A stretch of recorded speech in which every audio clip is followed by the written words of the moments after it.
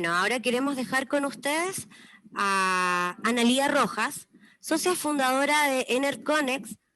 quien hablará sobre qué requerimos para una mayor integración de energías renovables, desde lo regulatorio a lo operacional. Analía, también quiero felicitarte por el nuevo cargo obtenido en marzo de presidenta Consul Woman in Energy. Muchas gracias. Muchas gracias, Pamela, muchas gracias al Grupo Energy Lancuyen, a Sangro por la invitación, gracias por las felicitaciones. De verdad, un tremendo honor, un tremendo desafío asumir la presidencia de CIWIL, y en ese contexto siempre saludar a los organizadores cuando tienden en el fondo a invitar a que los seminarios que ellos organicen tengan paridad. Así que les agradezco mucho la invitación para que cada vez seamos más mujeres las que estemos presentes en estas discusiones. Estoy compartiendo pantalla, creo ya. Vamos a entrar al modo entonces de presentador. Bueno, le cambié un poco el título a la presentación porque a propósito de entender qué es lo que falta, ¿no?, para la real y total penetración de energías renovables en el sistema eléctrico chileno, me di cuenta de que estábamos con una situación que la llamé, la verdad, incómoda, ¿no? O sea, haciendo un poco parangón a el awful truth, ¿cierto?, que se ha utilizado mucho en el tema del cambio climático también. Bueno, esta verdad incómoda también se puede transformar en una oportunidad cuando lo vinculamos, ¿cierto?, a soluciones de almacenamiento en microredes, que es el tema o el fondo, el foco del seminario que ustedes han organizado. Entonces, un poco cuál es la verdad incómoda, ¿no? Son los atrasos en transmisión. Hoy día es preocupante el nivel de atraso en la construcción de líneas de transmisión que se exhibe actualmente en el sistema. Algunas de estas obras tienen casi ya más de 2 años de atraso respecto de sus fechas calendario comprometidas, ¿cierto?, en sus decretos de ejecución, y por lo tanto esto pone un poco en riesgo, ¿cierto?, o complica la materialización de la entrada efectiva de la generación renovable en estos casi 7 gigas que están anunciados al 2025, ¿no? Entonces, ¿esto qué es lo que significa en el fondo en un lenguaje más directo y relacionado a toda la temática de la transición energética? Que es un nuevo obstáculo a la descarbonización. O sea, hay que entender que los atrasos en transmisión no son solamente un problema de la empresa transmisora o que afecte a solamente las comunidades que están a lo mejor en pugna por algún tipo de afectación que haga la línea de transmisión, sino que nos afecta a todos porque se demora y se obstaculiza la transición energética. Voy a poner algunas referencias. Por ejemplo, hay 6 obras nuevas que ya tienen atraso, o sea que tenían que haber entrado el 18 en el año 2020, y esas son obras nuevas a nivel de transmisión nacional. A nivel también de ampliaciones, en el fondo, a nivel de transmisión nacional, hay 9 obras atrasadas. Lo mismo pasa en el fondo con estos atrasos que pueden significar otros atrasos en líneas que, si bien entran en fechas futuras, van a tener de alguna forma una alta probabilidad de afectación en sus compromisos de entrada en operación, porque en el fondo vienen con un calendario atrasado. Eso es en el caso, por ejemplo, de la línea que une las subestaciones Maitencillo, Punta Colorada, Nueva Pan de Azúcar en 2020, anunciada para el 2022, pero que es clave para la correcta transmisión de toda la cantidad de energía, y especialmente solar, que se va a ubicar en el norte y que necesita ser transmitida hacia los centros de consumo que están ubicados en el centro sur. Entonces, ahí tenemos una preocupación. Con mayor abundancia en el fondo hay 22 obras zonales que ya están atrasadas con fecha de atraso. O sea, esto no es que yo crea que van a estar atrasadas, estas ya están efectivamente certificadas como obras zonales atrasadas, lo cual también complica la llegada de la energía, y especialmente de aquella energía renovable, a los centros de consumo que en el fondo se abastecen gracias a estas líneas de abastecimiento zonal. Entonces, los problemas de la transmisión convencional son, la verdad, incómoda, y los atrasos se deben principalmente a la relación, digamos, entre el desarrollo de la transmisión o la compleja relación entre el desarrollo de la transmisión y el territorio, ¿no? Las empresas transmisoras indican que generalmente la problemática de los atrasos tiene origen, subyace en que hay criterios distintos de evaluación a nivel de los servicios, ¿cierto?, que evalúan cada una de las exigencias o los requerimientos que tiene que darse en el fondo para cumplir la ley de bases de medio ambiente, y que generalmente entran en una disonancia, en una inarmonía, porque probablemente algunas exigencias que se le piden al titular de un proyecto para su construcción, para las medidas de mitigación y compensación,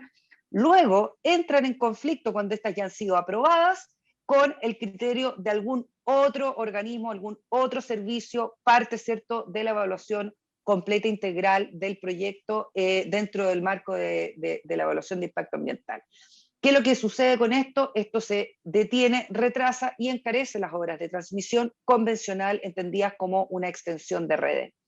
A esto se le suma, creo yo, la presión creciente de las comunidades por estar, digamos, en términos de su atención y el foco que le ponen, ¿cierto?, a los proyectos más emblemáticos de extensión de redes, que en el fondo hacen que los servicios sean reacios a tener aprobaciones o tramitaciones de los estudios de impacto ambiental de las líneas en forma expedita, ¿ya? So riesgo en el fondo de que las comunidades puedan percibir de que el proyecto no tuvo un adecuado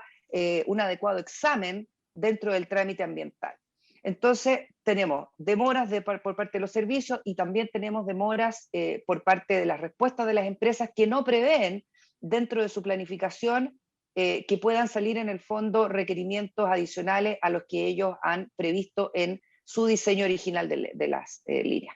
Entonces, yo voy a entrar en el fondo directo al grano y decir, bueno, pues si entendemos que este es el panorama de atrasos, ¿cuáles son las alternativas, las soluciones que se plantean hoy a marzo del 2021 para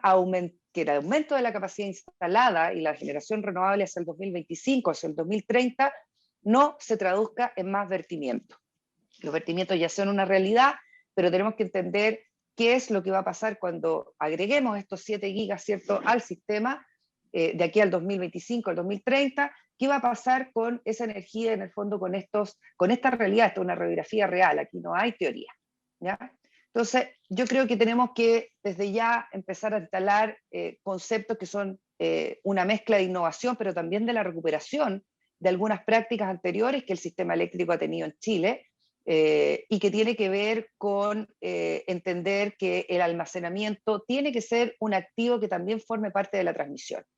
En inglés eso se llama Storage as Transmission Asset, a veces le ponen as Transmission Asset Only, terminado con una O, ¿ah? Entonces la sigla es SATAO o SATA, pero se entiende, como bien decía Carlos Cabrera, como una solución de transmisión virtual.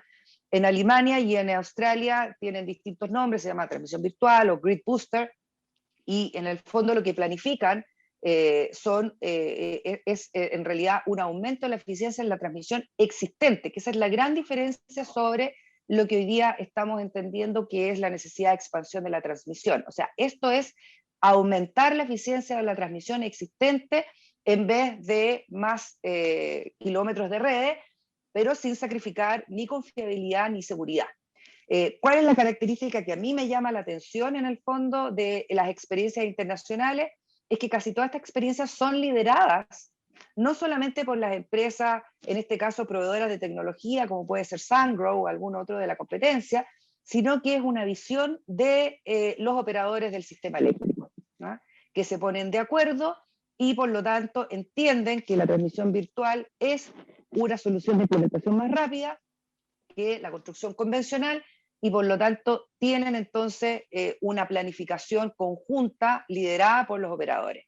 Es importante que hay que entender que el concepto de SATA, no todos son iguales, esto de colocar en el fondo baterías, ¿cierto?, a nivel de transmisión, tiene algunas diferencias por cómo se ha ido diseñando en el fondo los mercados eléctricos en algunas otras experiencias, Y a mí la que me interesa rescatar es la que la tengo ahí numerada como la número 2, la liberación de la capacidad N-1, lo que estamos viendo en Europa, por ejemplo, y que es un criterio que yo creo que tiene hoy día un arraigo, como decía Carlos Finat también, en temas de manejo convencional, ¿cierto?, de los sistemas eléctricos, una concepción muy tradicional dentro del coordinador eléctrico nuestro, porque es un criterio que se ha utilizado, digamos, por muchos años, entendiendo que es un criterio que prioriza la seguridad, ¿cierto?, del sistema y la continuidad del suministro del sistema.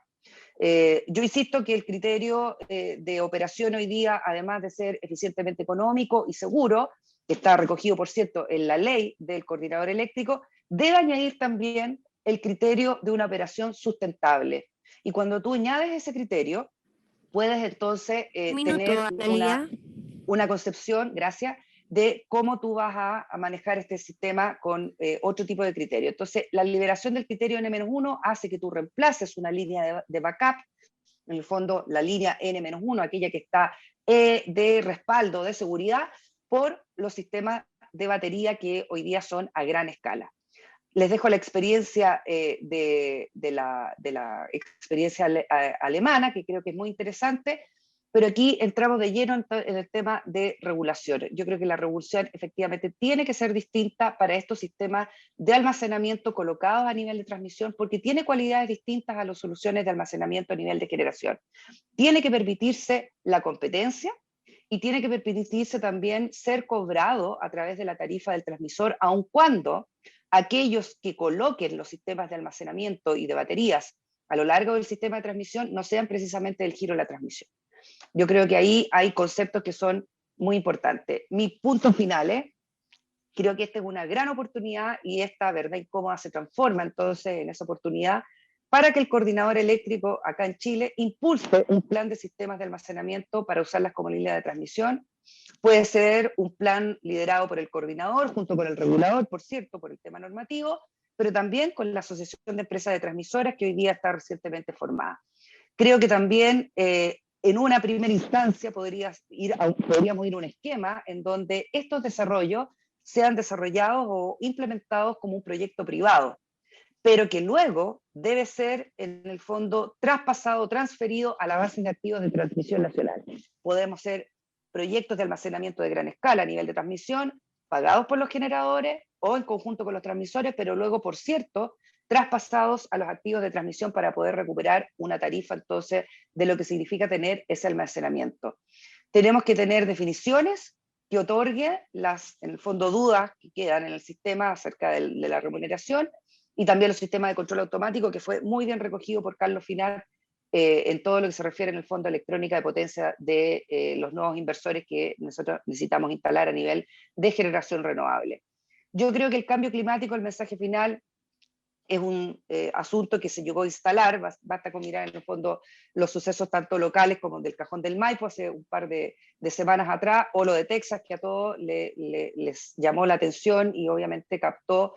la necesidad de adaptar las redes de transmisión a, en el fondo, estos nuevos embates de cambio climático.